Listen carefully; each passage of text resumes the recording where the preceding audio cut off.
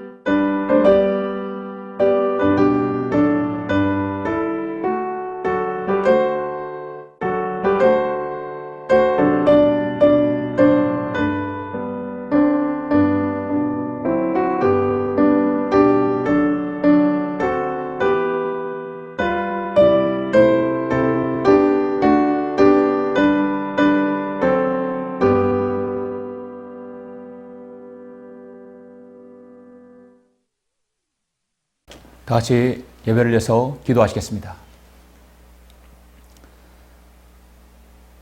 은혜와 진리가 충만하시고 거룩하신 아버지 하나님, 감사와 영광과 찬양을 돌려드립니다. 주님의 위대하신 구속사역을 통하여 죄로부터 영원한 지옥으로부터 구원을 받아 하나님의 자녀가 되어서 주님을 섬기며 또 저희들에게 바른 말씀 가운데서 바른 분별력 가운데 주님을 섬길 수 있도록 인도하여 주심을 감사합니다. 세상은 라오디게아 시대의 끝자락에 다가가고 있습니다. 세상의 모든 기계와 인공지능이 세상을 지배하는 이 시대, 바른 분별력으로, 바른 영적인 분별력으로 주님을 섬길 수 있도록 저희들 인도해 주시고, 또 매 시기마다, 매 때마다 저희들에게 주님을 바로 섬길 수 있는 늘 기회와 또 지혜를 주시고 또 명철을 가르쳐 주심을 감사합니다. 이제 우리가 오늘 6월의 마지막 주일을 보내고 있습니다.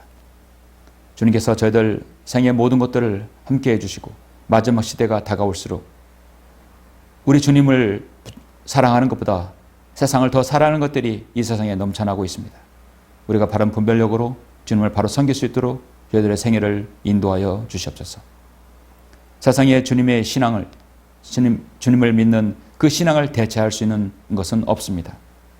오직 주님을 우리에게 내주하신 성령님을 통하여 주님을 바로 섬기며 또 분별력이 있는 가운데 세상을 살아갈 수 있도록 저희들 늘 도와주시옵소서.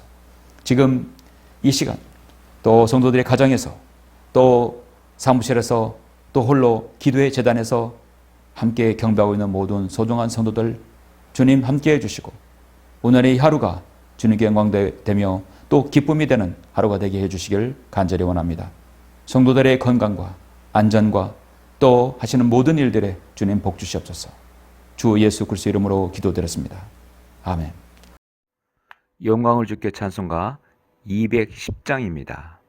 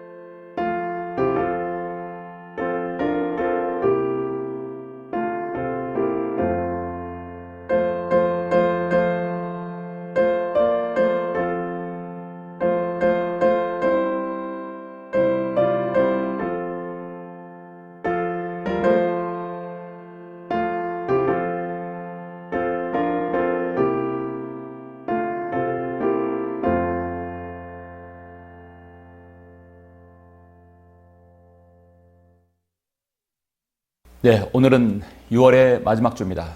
6월의 마지막 주, 오늘 하나님 말씀 보시겠습니다. 오늘 말씀은 요한일서 4장 1절부터 6절입니다. 요한일서 4장 1절부터 6절 제가 봉독해 올리겠습니다. 사랑하는 자들아, 모든 영을 다 믿지 말고 그 영들이 하나님께 속하였는지 시험하라.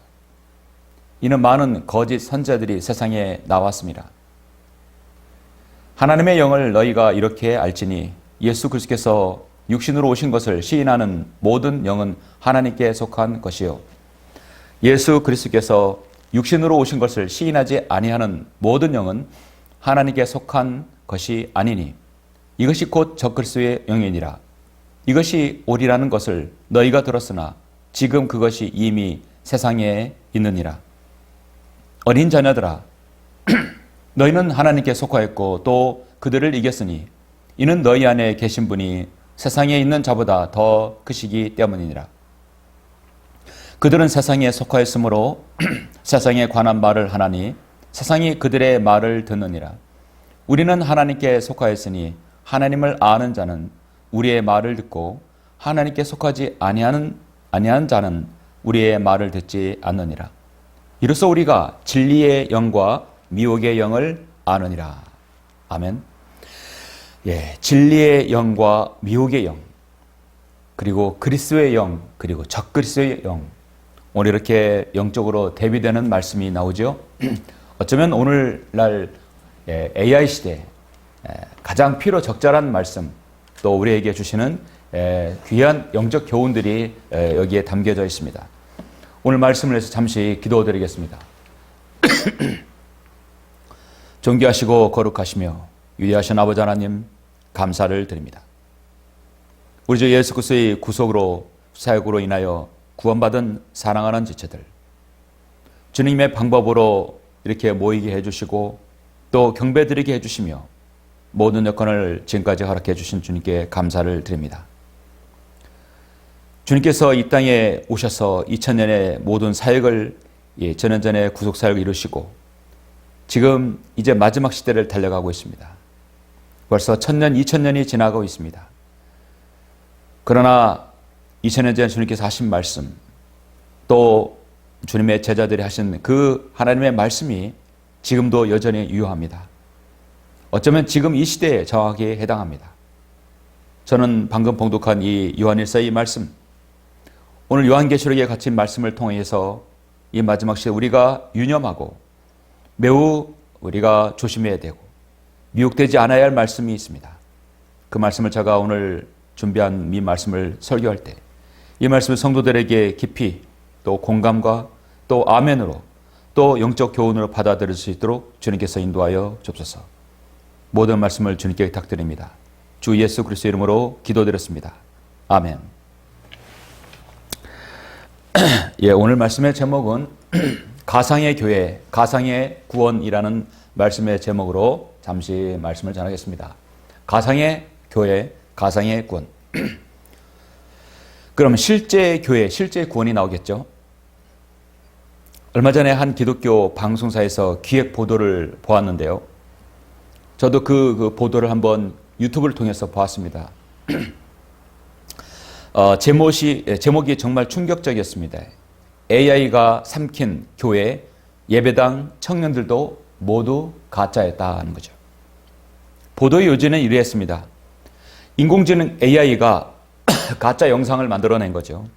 가짜 간증, 심지어 예배당에 앉아있는 청년들의 모습조차 모두 실존 인물이 아니라 AI가 합성해서 낸 가짜 청년들이었습니다.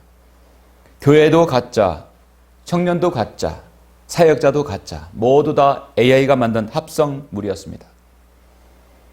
처음에는 모두 다 설마 그럴까 싶은데 요즘에 계속해서 발전되다 보니까 이게 실제 영상인지 AI가 합성인지 구별하지 못하는 시대가 되어가고 있습니다. 이것은 단순한 기술 이야기가 아닙니다. 정확하게 우리가 살고 있는 이 시대의 영적인 현실을 그대로 보여주는 것이라 할 수 있습니다. 최근 한 신학교 세미나에서 나온 말이 있는데요. 한 교수가 청년들에게 신앙의 고민을 물어보니까 이런 대답이 나왔다고 합니다. 요즘 기도 안 해요. 다 AI한테 물어봐요. 어떤 고민이 있는데 이걸 어떻게 하면 좋니? AI가 모든 최상의 긍정적인 답을 유도합니다. 가르치는 것도 듣는 것도 모두 정말 헛웃음 지을 일일 수밖에 없습니다. 그러나 이게 우리가 사는 이 현실에서 지금 웃을 일이 아니다 하는 것이죠. 마지막 이 시대 그리고 대환란 때는 AI 그리고 컴퓨터가 세상을 지배하는 시대가 되어가고 있습니다. 미국의 한 여론조사 기관이 MZ세대와 밀레니엄 세대의 그리스도인 가운데 상당수가 AI에게 조언을 묻는 일이 많다. 그리고 그 AI에게 대답한 말을 지도자만큼 신뢰할 수 있다는 대답이 나왔다고 발표했습니다. 기도의 자리에, 목양의 자리에, 상담의 자리에 어느새 AI 알고리즘이 들어와 앉아 있는 것입니다. 여러분들도 최근에 AI 관련한 것들 많이 사용하고 있죠? 예. 최근에 근 한 3, 4년 전부터 우리 모두는 그것들을 사용하고 모든 시대 전반에 걸쳐 사용하고 있습니다. 여러분의 카톡도 관련된 어떤 기업이나 관련된 것들도 AI가 상담자 역할을 하고 있습니다. 여러분, 오늘 본문이 살았던 시대에도 똑같은 질문을 하고 있습니다. 이 영이 가짜인가 진짜인가? 사도 요한은 질문합니다. 요한일서 4장에서 사랑하는 자들아 모든 영을 다 믿지 말고 오늘 말씀에서 그 영들이 하나님께 속하였는지 시험하라. 이는 많은 거짓 선자들이 세상에 나왔음이니라 했습니다. 그때 당시에도 많은 선자들이 나와 있었고 영지주의 거짓 선생들이 가면을 쓰고 나와 있고 그러나 지금 이 시대는 AI 인공지능이라는 가면을 가지고 사람 앞에 상담자 역할을 하고 있다는 것입니다. 모두 다 사실 실제가 아니라 가상입니다. 거짓 선지자들은 늘 시대마다 있었습니다. 가면이 달랐을 뿐입니다. 철학의 가면, 영지주의의 가면, 로마 가톨릭의 가면. 그러나 이 시대는 인공지능이라는 정교한 가면이 지금 세상에 나온 것입니다. 오늘 우리가 다룰 주제가 결코 AI를 쓰느냐 마느냐 문제가 아닙니다. 오늘 우리가 다루는 주제는 이 시대 진짜와 가짜를 어떻게 우리가 영적으로 구별하며 진짜 교회와 가짜 교회가 어떻게 우리가 구별해서 주님을 믿는 우리가 바로 서 있을 것인가에 대한 문제인 것입니다. 교회라는 용어는 구약에는 나오지 않는 용어입니다. 신학의 헬라어로 에클레시아입니다. 말도 참 아름답고 이쁘죠. 에클레시아, 불러냄을 받은 모임입니다. 불러냄을 받은 모임이. 마태복음 16장 18절에서 처음으로 교회라는 말씀이 나오는데 예수 그리스도께서 친히 말씀하셨어요. 내가 너에게 말한 너는 베드로라. 이 반석 위에 나의 교회를 세우리니 지옥의 문들이 그것을 이기지 못하리라고 분명히 말씀하십니다. 그렇습니다. 이방인들에게 복음의 문을 연 사람은 바로 베드로였고 활짝 연 사람이 사도 바울이었죠. 그 교회라는 말을 지금 마태복음에서 처음으로 베드로인에게 사용하신 것은 베드로에게 그 열쇠를 주신 것입니다. 베드로는 열쇠를 열고 이방인에게 포문을 열은 겁니다. 처음에는 사실 유대인들에게만 말씀을 전하는 것이었습니다. 그러나 베드로에게 위에서 보자기가 내려와서 많은 파충류들을 먹으라고 했을 때 베드로는 불결해서 안 먹겠다 했지만 나중에는 하나님의 의도를 분명히 알았죠. 내가 깨끗하다고 하면 깨끗한 거야. 그래서 하나님께서는 이방인에게 복음을 전파하는 베드로의 사역이 완전히 바뀐 것입니다. 이게 사도행전의 대전환이었죠. 디모데전서 3장 15절 말씀대로 이 집은 살아계신 하나님의 교회요 진리의 기둥과 터전이라 했습니다. 이 집 하나님의 교회 에클레시아는 진리의 기둥과 터전이다. 이 진리의 기둥과 터전이 AI가 기반이 돼서는 안 된다는 것이죠. 신약교회는 어떤 틀에 맞춰 놓은 형식적인 모임이 아닙니다. 신약교회는 성령님으로 거듭난 성도들 구성된 살아있는 유기체인 것입니다. 설령 거리로 인해서 이 자리에 오지 못하고 하더라도 우리는 교회 안에 들어와 있는 것입니다. 여러분이 살아있는 유기체, 바로 여러분은 생명이 있는 것이죠. 살아있는 유기체가 AI가 들어가서는 안 되죠. 들어갈 수도 없습니다. 생명이 없는 것은 흉내낼 수는 있지만 결코 살아있지는 않습니다. AI 인공지능은 아무리 존귀해도 생명이 없습니다. 인격이 없습니다. 영이 없습니다. 그러므로 구원이 없는 것입니다. 인공지능은 교회를 운영하는 도구는 될 수 있을지언정 결코 그 자체가 될 수 없고 성령님의 자리를 대신할 수 없는 것입니다. 저는 오늘 요한일서 4장과 계시록 3장을 통해서 세 가지를 여러분에게 말씀을 드리려고 합니다. 첫 번째는 우리가 이 시대마다 가짜가 있었고 바로 우리 이 시대의 가짜 얼굴이 바로 인공지능이라는 것, 그리고 가짜에게 속은 자들은 철저하게 자신이 부유하다고 하는 것, 그리고 진짜를 구별하는 기준은 오직 육신으로 오신 예수 그리스도를 내 마음의 구주로 영접하고 인격적으로 시인하는 것, 바로 그 성령님께서 내 안에 내주하신다는 것. 이 세 가지를 제가 미리 말씀드리지만 이 세 가지를 말씀을 잠깐 드리겠습니다. 가상의 교회, 가상의 구원. 가짜를 구별하라. 첫 번째, 시대마다 가짜가 있었다는 것입니다. 1절을 다시 보시면 그 모든 영들을 다 믿지 말고 그 영들이 하나님께 속하였는지 테스트하라, 시험하라 는 거죠. 이는 많은 거짓 선자들이 세상에 나왔습니다. 이 말씀을 기록한 것이 AD 90년이면 그때 당시에 많은 거짓 선자들이 나왔다는 것입니다. 우리가 올라가고 대화하는 이후에 마태복음 24장 24절에서도 우리 주님께서 경고하셨습니다. 이제 대환란 때는 거짓 그리스도들과 거짓 선자들이 일어나서 그 표적들과 이적들을 보여주며 할 수만 있다면 그 택함 받은 자들도 미혹하리라 했습니다. 얼마나 많은 그리스도가 있길래 거짓 그리스도들이라고 했습니까? 거짓 선자는 말할 것도 없겠죠. 지금 이 시대도 그렇게 많은데 대환란 때는 얼마나 많은 가짜들이 판을 치겠습니까? 진짜가 없어진 세상에서 가짜들이 서로 자기가 진짜라고 하겠죠. 여기서 주목해야 할 단어가 표적과 이적들입니다. 유대인들에게만 해당하는 전형적인 용어가 그 당시에 표적과 이적에 나온다는 것입니다. 표적, 진짜 미라클, 기적 같은 일들이 일어나는 걸 볼 때 믿지 않을 사람이 어디 있습니까? 성경에 나오는 많은 것들이 가짜 표적이 있어서 사람들을 미혹했어요.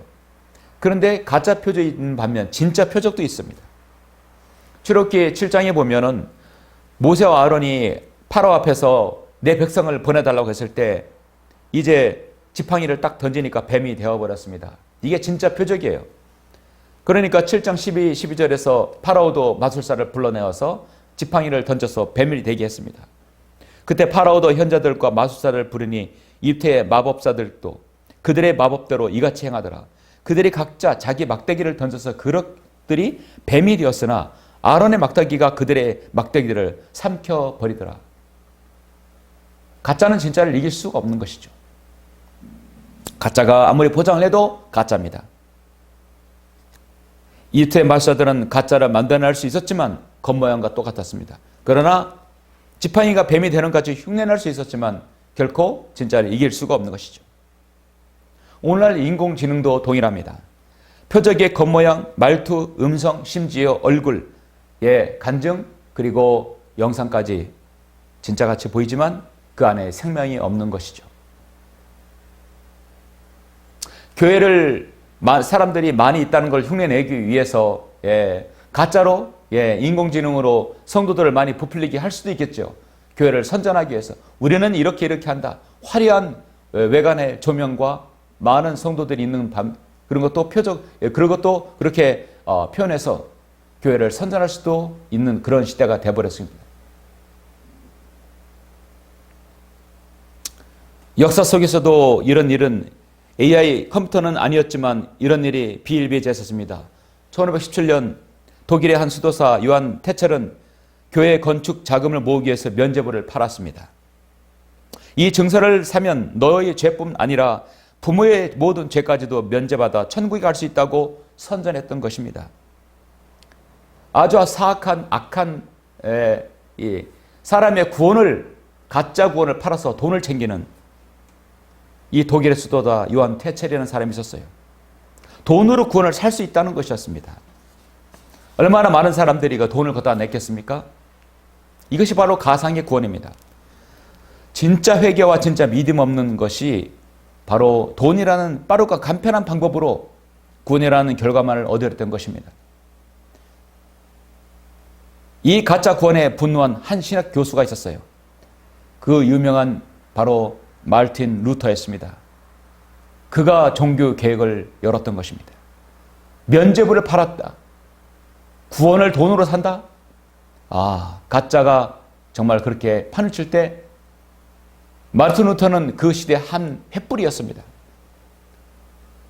여러분, 면죄부도 가짜고 인공지능이 만들어낸 신앙의 모양도 가짜입니다. 한마디로 그렇게 말하는 것입니다. 형태가 시대마다 다르지만 본질은 같습니다. 값을 치르거나 빠른 길을 통해서 진짜 회개와 진짜 믿음 없는 구원의 결과만을 얻으려는 현상인 것이죠. 사실 처음에는 정치인들이 가짜 영상과 AI 합성으로 유명인들의 가짜 사진으로 시작됐죠. 선거 유세하려면 유명인들과 같이 사진을 찍지 못했어도 유명인과 합성을 해서 같이 나란히 찍은 걸 보여주잖아요.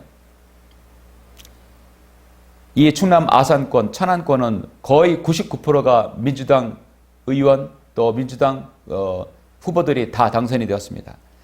근데 그 후보들은 대다수 다 이재명이와 같이 나란히 사진을 찍은 것들이 올라가 있습니다. 실제로 찍었는지 안 찍었는지 몰라도 많은 부분이 합성일 가능성이 크죠.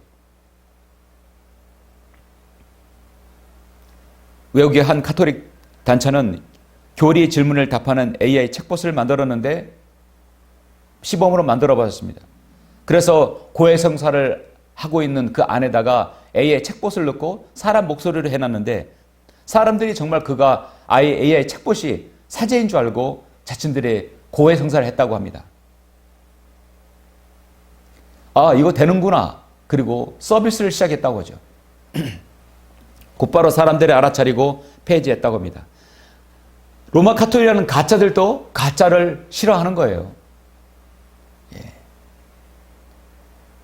오늘날 많은 사역자들이 AI를 통해서 성도들의 신앙의 질문을 응답하고 성도들에게 고민거리를 자기가 들어서 그걸 입력해서 추론해서 거기서 상담을 받아서 또 한다는 이야기도 있습니다.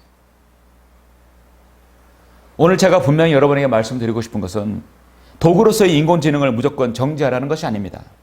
행정 업무나 자료 정리, 번역 같은 일들의 기술을 사용하는 것은 여러분 죄가 아니죠. 그러나 그 AI 도구가 목양의 자리, 기도의 자리, 분별의 자리까지 슬그머니 자리를 차지합니다. 그리고 A가 말하는 것이 성경이 말씀하는 것보다 더 절대적인 신뢰를 갖게 하는 것이 문제죠. AI가 한 번도 여러분에게 질문했을 때, 받았을 때 AI가 부정적인 말을 하든가요? 최상의 긍정만을 요구합니다. AI도 거짓말할 수 있다. 그래서 교차 검증을 꼭 해야 합니다. 그것이 건강이든 신앙이든 또 어떤 거든 간에 세상의 모든 것도 항상 AI는 거짓일 수 있습니다. 그래서 몇 회 답변해 보면 AI도 잘못 판단할 수 있다라고 나왔습니다.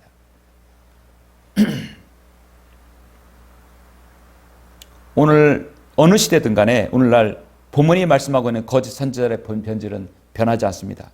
거짓 선지자의 본질은 하나님 자리에 슬그머니 자신을 거다가 집어넣어서 사람들을 혹하게 만드는 것입니다. 창세기 3장에서 뱀이 이브를 속였을 때도 마찬가지입니다. 뱀은 하나님을 정면으로 부인하지 않았어요. 이걸 먹으면 정말 죽을까 합니다. 죽을까 합니다. 죽을지도 몰라. 의심을 가하게 만드는 거죠. 인공지능도 교회를 정면으로 부정하지 않습니다. 다만 더 빠르게, 더 정확하게, 더 편하다는 것으로 사람들에게 다가가는 것입니다. 그러면서 슬그머니 목자의 권위까지 비워지게 되는 것이죠. 데살로니가후서 2장 9절 말씀에서 이렇게 말씀합니다. 그리고 나서 그 악한 자가 나타나리니 주께서 그를 자기의 입에서 나오는 영으로 소멸하시고 그의 찬란한 오심으로 제거하시리라. 그 악한 자가 오는 것은 사탄의 역사에 따라 모든 능력과 표적들과 거짓 이적들과 멸망하는 자들 앞에 있는 모든 불의의 속임수로 오는 것이라 했습니다. 앞으로 대환란 때는 AI의 최첨단의 첨단을 걸을 것입니다. 우리가 사는 이 시대가 끝나가고 있습니다. 우리가 올라가면 최첨단의 AI와 샤머니즘과 합성이 되어서 형상이 말을 하게 하고 형상이 사람의 말을 대신하게 하고 형상이 사람들에게 조언을 말하는 겁니다. 이것이 바로 성경은 사탄의 역사라고 했습니다.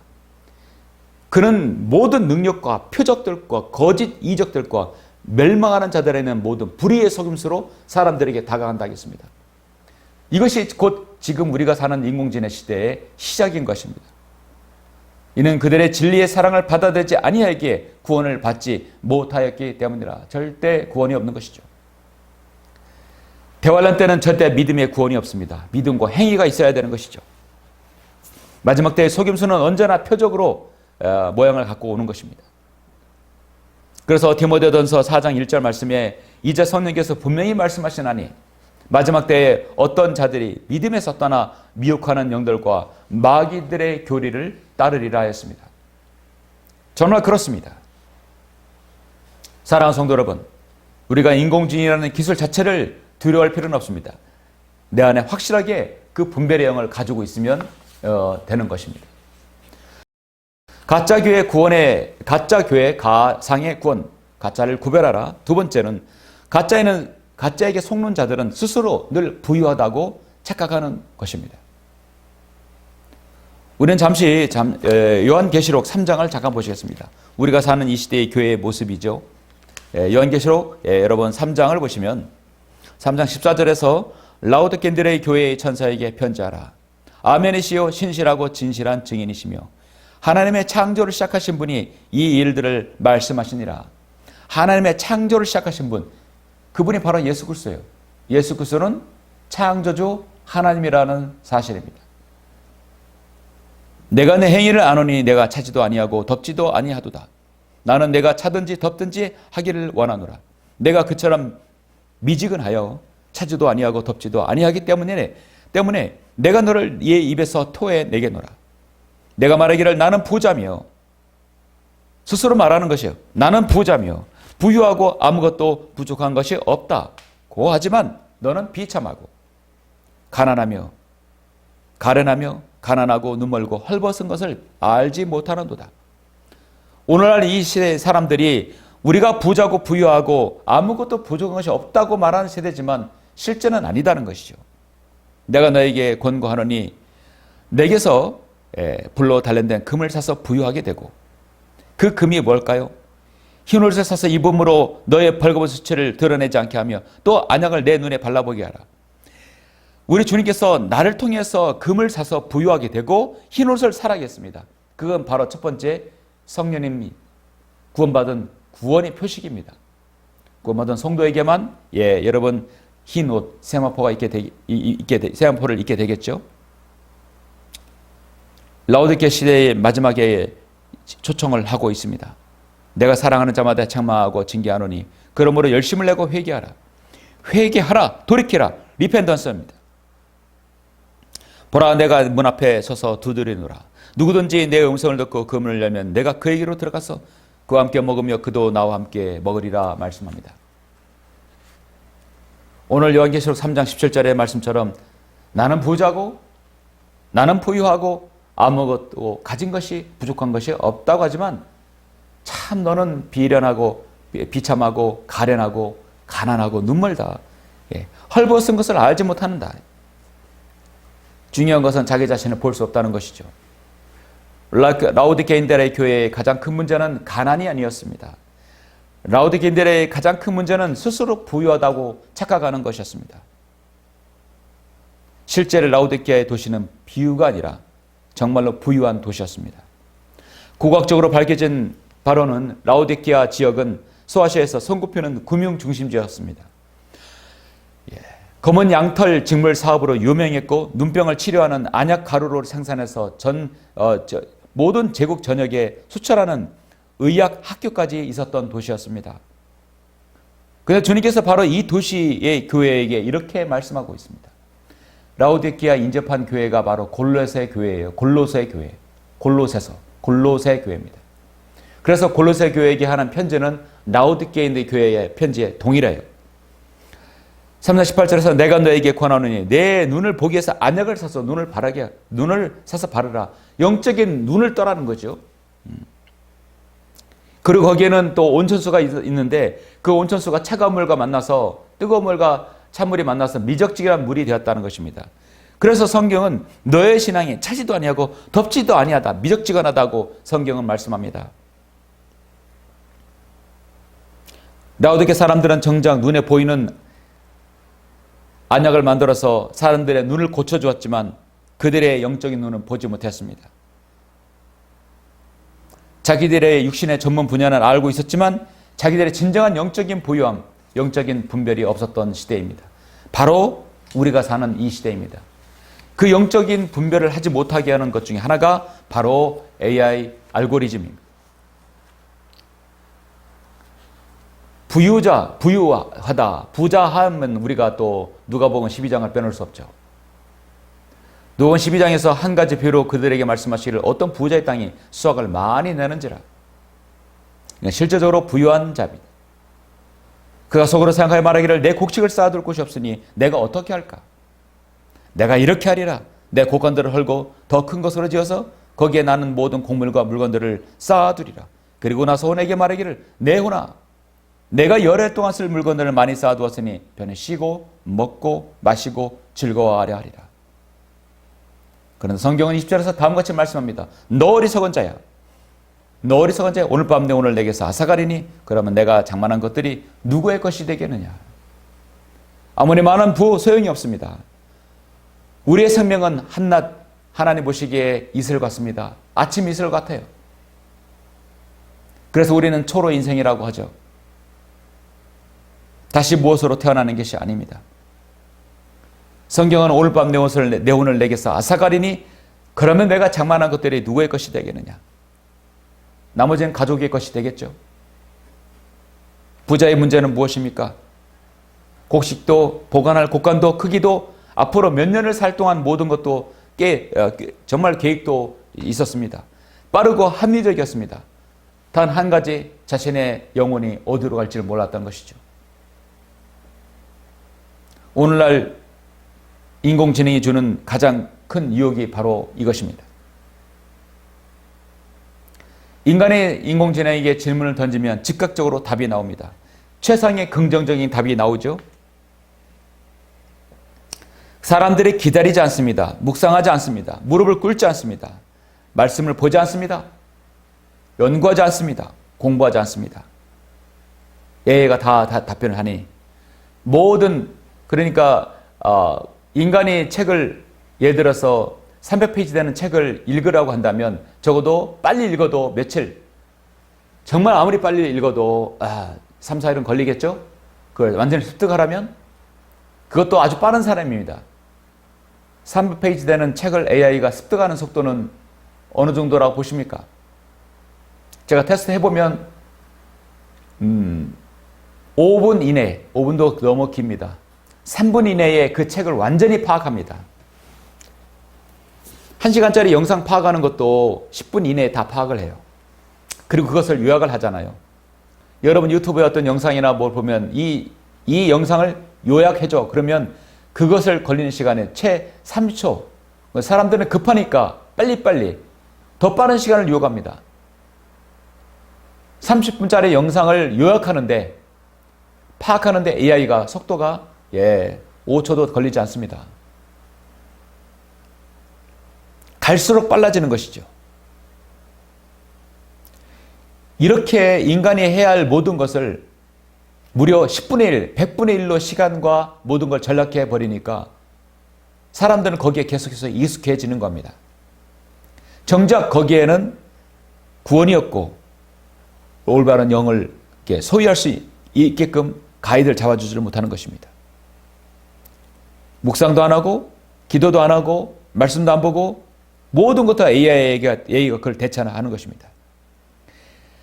이것은 바로 그 어리석은 부자처럼 계산은 정하고 빠르게 하지만 거기에는 영이 없다는 것입니다. 신앙의 정보의 문제가 아닙니다. 신앙은 하나님과의 관계의 문제입니다. 많은 젊은 크리스찬들이 요즘 기도 안 해요. AI한테 물어봐요. 이 말 속에 무서운 진실이 담겨 있습니다. 기도는 인격적으로 하나님께 나의 모든 전부를 의탁하고 인격적으로 하나님과 영의 교제가 되는 것인데 절대 AI와의 관계에 영적인 교제가 될 수 없는 것이죠. 베드로전서 5장 17절의 말씀처럼 쉬지 말고 기도하라는 말씀이 떠오릅니다. 기도는 인공지능처럼 0.5초 안에 기도 응답이 나오지 않습니다. 하나님과의 관계 속에서 응답이 나오는 것이죠. 오늘날 라오디게인데 교회 성도에게 또 많은 이 말씀을 이 시대에 사는 사람들에게 성경은 경고를 하고 초청을 합니다. 보라, 내가 문 앞에 서서 두드리노라.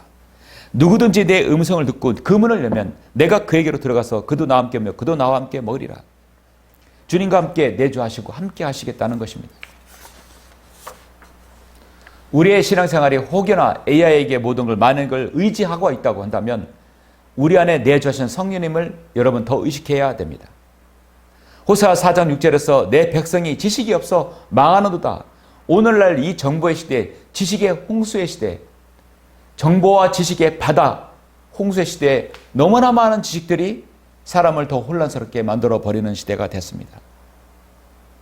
잠언 14장 12절 말씀처럼 사람에게 옳게 보이는 길이 있으나 그 끝은 죽음의 길이니라.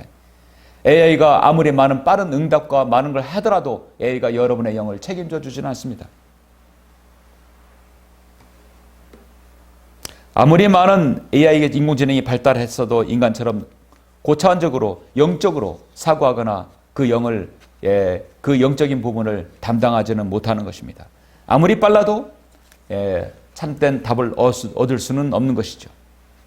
물론 AI가 인간의 구원을 받으려면 어떻게 해야 되는가? 내가 내 입으로 주 예수를 시인하고 또 하나님께서 그를 죽은 자로부터 살리신 것을 내 마음에 믿으면 구원을 받으리라. 그렇게 말할지라도 그 AI가 여러분을 구원할 수는 없는 것입니다. 실제로 구원하는 것은 바로 모든 만물을 창조하신 창조주 하나님, 그분의 아들 예수 그리스도, 위대하신 우리 하나님의 아들 예수 그리스도만이 여러분을 구원할 수 있는 것입니다. 그 창조주 하나님 예수 그리스도께서 여러분을 구원할 수 있는 것이죠. 가상의 교회, 가상의 구원, 가짜를 구별하라. 마지막 세 번째로 진짜의 기준은 바로 성령님의 내주하심입니다. AI는 알고리즘에 절대 우리 안에 영을 건들 수가 없습니다. 오늘 요한일서 4장 2절 3절에서 하나님의 영을 너희가 이렇게 알지니 예수 그리스도께서 육신으로 오신 것을 시인하는 모든 영이 바로 하나님께 속하는 것이라 했습니다. 예수 그리스도께서 육신으로 오신 것을 시인하지 않으면 그것은 그리스도의 영이라 하겠습니다.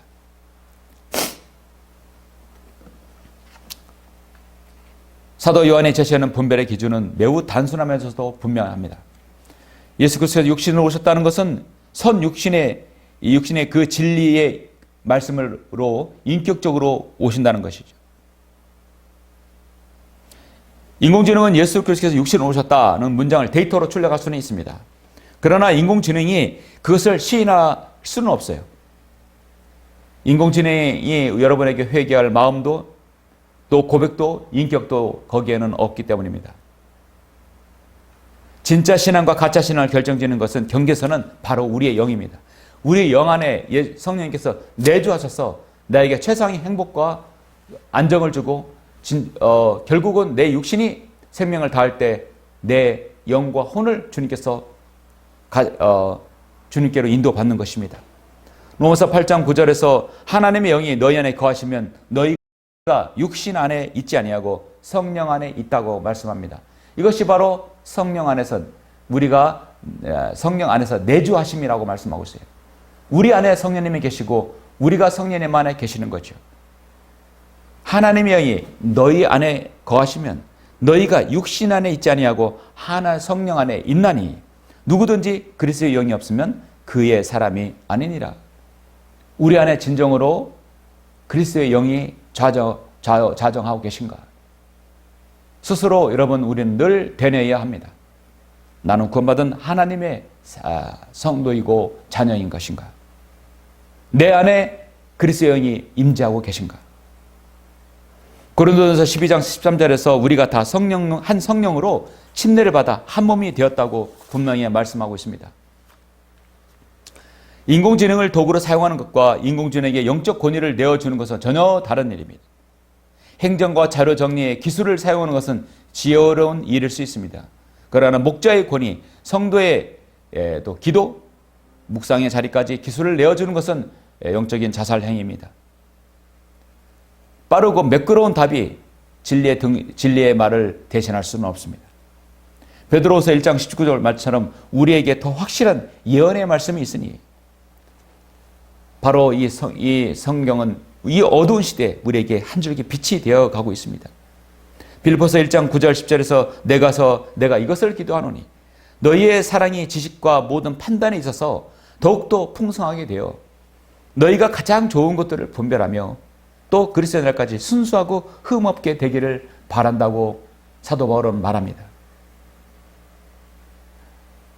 우리가 기도하는 것은 너희의 사랑이 지식과 모든 판단에 있어서 더욱더 풍성하게 되어 너희가 가장 좋은 것을 분별하며 또 그리스도의 날까지 순수하고 흠없게 되기를 바라는 것입니다. 이 앞선 라오디게아 이전에 필라델피아 교회가 있었습니다. 필라델피아 교회는 계속 3장 8절에서 내게 적은 능력이 있으나 내 말을 지키고 내 이름을 부인하지 아니했다고 말씀합니다. 필라델피아 시대는 컴퓨터의 발달이라든지 AI 인공지능은 상상할 수 없었던 시대지만 오히려 더 성령님이 내주하셔서 강력한 성령님의 역사가 있었던 시대인 것이죠. 사랑하는 성도 여러분, 말씀을 맺겠습니다. 오늘날 우리는 진짜 무서운 시대에 살고 있습니다. 우리는 AI 인공지능에 의해 감시받고 AI 인공지능에 의해 통제받는 시대가 됐습니다. AI 인공지능이 우리의 모든 이것을 일터적으로 감시하고 우리의 생활 능력, 그 다음 우리의 자료, 거주, 그 다음에 금융, 계좌, 이 사람의 연봉 모든 걸 다 판단하고 저장을 하고 있어요. AI에 의해 통제받는 시대가 되어버렸습니다. 여러분이 들고 있는 스마트폰 하나에도 AI 기능이 수십 가지가 들어있어요. 그러니까 이 스마트폰 안 하면 생활 자체가 또 어려워지는 것입니다. 살 수가 없어요. 인간의 AI를 만들었지만 이제 AI에 통제받는 시대가 되어버렸다는 것. 그런데 사도 바울, 사도 요한은 이 모든 것을 이미 다 예견하고 성경에 기록되었던 것입니다. 무서운 시대죠. 사진도, 영상도, 음성도, 신앙의 언어조차도 진짜처럼 보이는 가짜가 넘쳐나는 시대입니다. 그러나 여러분 두려워하지 마십시오. 우리는 주님의 손안에 있습니다. 마지막 때에 이 많은 거짓 선자들이 일어날 것이라고 주님께서 미리 말씀하셨고 놀랄 일이 아니라고 말씀합니다. 오늘 말씀은 세 가지로 정리될 수 있어요. 시대마다 가짜가 있었습니다. 이태의 마술사들이 표적을 흉내내었듯이 면죄부가 구원을 흉내내었듯이 그 모든 가짜들은 결국 진짜를 대신할 수 없었습니다. 그 본질은 옛날과 동일하게 하나님의 자를 대신하고 슬그머니 그 자를 차지한다는 것입니다. 이 시대는 바로 AI 알고리즘입니다. 가짜에게 속은 자들은 스스로 부유하다고 착각하는 자들이 있었지만 지금도 마찬가지입니다. 지금 국민소득 3만 불, 4만 불 여러분 얼마나 우리나라 잘 살고 있습니까? 잠시 이재명 좌파 정부가 들어와서 가짜 정부가 들어와서 국민의 삶을 피폐하게 하고 힘들게 말하고 있지만 곧 끌어내려질 것입니다. 분명히 끌어내려질 것입니다. 잠시라도 주님께서 오시기까지는 자유민주주의 체제가 지속되어야 합니다. 이거를 분별하는 교회가 지금 있어야 됩니다. 진짜를 구별하는 기준은 오직 하나, 성령님께서 우리 안에 내주하시는 것. 시몬의 사도행전에서 결코 돈으로 살 수 없었던 것, 초대교회 성도들의 죽음으로 흉내낼 수 없었던 것, 바로 인간의 구원이며 그 안에 내줘서 성령님의 역사인 것입니다. 어떤 기술로도 흉내낼 수 없는 것이 바로 우리 안에 내주하신 성령님의 표적, 성령님 안에 내주하심의 능력인 것이죠. 물론 AI가 우리의 시간을 절약해 줄 수 있고 우리의 판단, 우리의 미스도 때로는 해결할 수는 있습니다. 그러나 영적인 부분은 건들 수 없는 것입니다. 데살로니가전서 5장 21절에서도 모든 것을 일정하다 선한 것을 굳게 잡으라고 성경은 분명히 말씀하고 있는 것이죠. 성도 여러분, 가짜가 진짜처럼 보이는 이 시대, 우리는 적은 능력이라도 좋습니다. 진짜로 살아가야 됩니다. 진실로 기도하고 진실로 말씀을 묵상하고 읽고 진실로 우리는 성령님 안에 내주하신 그 영 안에서 살아야 됩니다. 이것이 진짜 교회, 진짜 구원받은 성도들이 살아가는 방식인 것입니다. 주님께서 다시 오시는 그날까지 우리가 진실로 우리 안에 내주신 성령과 교통하고 교제하며 살아가시길 바랍니다. 성경의 요한계시록 22장 마지막 절에서 이렇게 말씀합니다. 반드시 내가 속히 오리라 하시리라. 아멘. 그러하옵니다. 주 예수여 오시옵소서. 이것이 바로 여러분의 믿음입니다. 우리 주 예수 그리스도의 은혜가 너희 모두와 함께 있을지어다. 아멘. 기도하시겠습니다. 존귀하시고 위대하신 아버지 하나님 감사를 드립니다. 주님께서 오늘 요한일서 4장과 계시록 3장을 통하여서 이 마지막 시대 AI 알고리즘이 세상을 지배하는 이 시대에 우리가 정말 살아남는 방법, 이 시대에 우리가 이기는 방법, 오늘 말씀을 전하였습니다. 성령님께서 우리 안에 내주하시다면 우리는 두려울 게 없습니다. 우리는 성경을 만질 수 있고 볼 수 있고 이 성경을 믿을 수 있고 주님을 의뢰할 수 있습니다. 시대가 변하더라도 우리의 믿음이 변하지 않도록 주님 저희들 붙들어 주시고 함께해 주시길 원합니다. 주 예수 그리스도 이름으로 기도드렸습니다. 아멘. 영광을 주께 찬송가 486장입니다.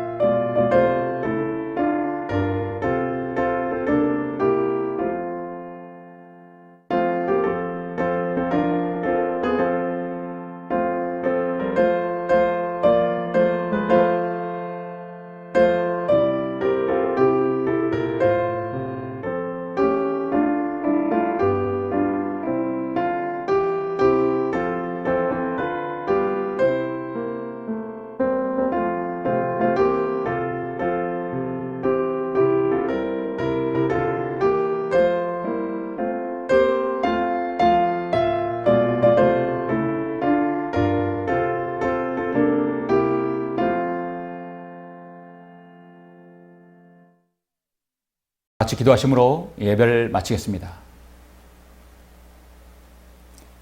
존귀하시고 거룩하신 아버지 하나님 감사합니다. 주님은 늘 저희들에게 은혜로우시고 우리에게 바른 말씀을 통해서 세상을 분별하도록 늘 인도해 주셨습니다. 오늘 우리는 세상을 모든 걸 뒤엎어놓고 세상의 모든 시스템을 이제 인간이 만들어낸 컴퓨터와 AI 알고리즘으로 인해서 세상이 움직이고 있습니다. 인간은 컴퓨터와 또 이 스마트 시대 인공지능을 통해서 모든 일이 이루어지고 또 그걸 통제받는 시대가 되었습니다. 어쩌면 이것이 없이는 우리는 거의 생활을 할 수 없을 정도가 되어버렸습니다. 그러나 이 모든 일이 사도 바울이 일찍이 아버지 하나님 예언했고 다니엘도 예언했습니다.